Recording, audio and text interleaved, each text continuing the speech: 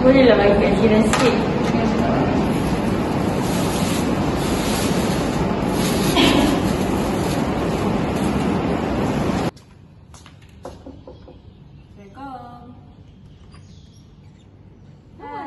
Kenapa? Ni alah masak lebih ni nak bagi sikit lah kat Liha. Masak ke? Yelah. Masak apa tu? Nasi goreng. Wish. Terima kasih lah.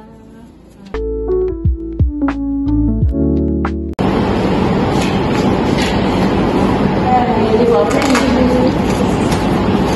Dia buat apa ni? Mana ni? Dia nak cakap something je. Ni biasa dia nak kerja.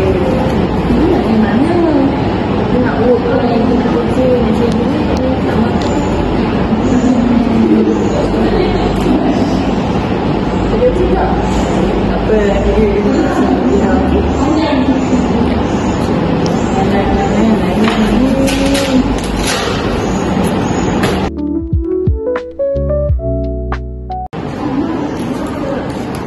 Ibu dah nak keluar ke? Ibu nak keluar dah. Nanti adik dengan siapa? Semalam kan ibu dah beritahu. Jadi ibu punya maksud dia tahu. Nanti dari diri dia lah. Okay? Ibu pun kejap je. Buat kejap je. Ibu jangan lama-lama tau.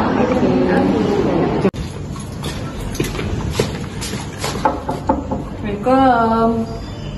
Liha. Kau busy tak? Adalah busy. Kau tak kain je tadi tu. Ni Kenapa? Ni macam kita di semalam lah. Aku lupa lah. Jaga anak aku boleh ke? Boleh. Betul ke ni? Betul. Tak masalah lah. Okey. Kita macam mana kan? Ya. Kau hantar anak aku, petang aku ambil, aku bekerja, okey? Boleh je. Bila kau ambil ni? Kau ambil petang. Alah, lama-lama pun tak apa. Bagi kemaingan je. Berdiri baik-baik, okey? Jom macam ni. Bye-bye. Mama. Bye-bye ibu. Bye-bye. Tak payah sedih sangat lah. Aku jaga elok je. Yalah. Mesti main dengan masihnya. Jadi baik je. Dari belakang pun. Ramai betul macam siapkan kepahannya atau kepahannya. Banyak sangat ni. Apa tak boleh tidur? Ini banyaknya topping. Macam kita susun? Kita nak susun yang ni. Awak nak susun yang mana? Ni. Okay, jom.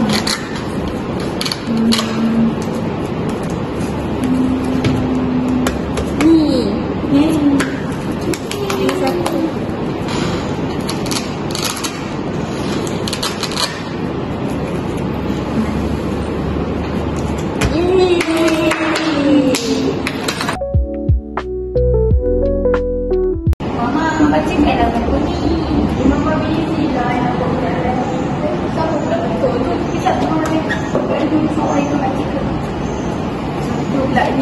Petang tutup pintu ni.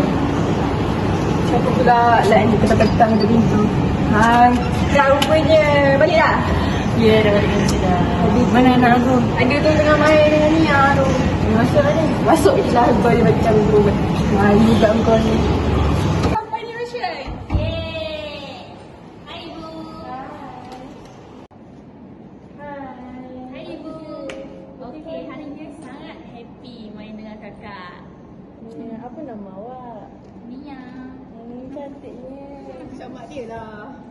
Alah, nak juga. Ambil je kita balik. Kita nak balik. Nanti kakak nak datang. Okey.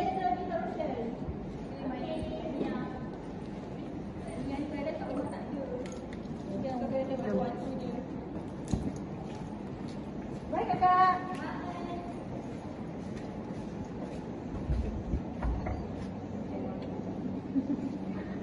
Balik elok. Rasa sama. Nanti apa lagi?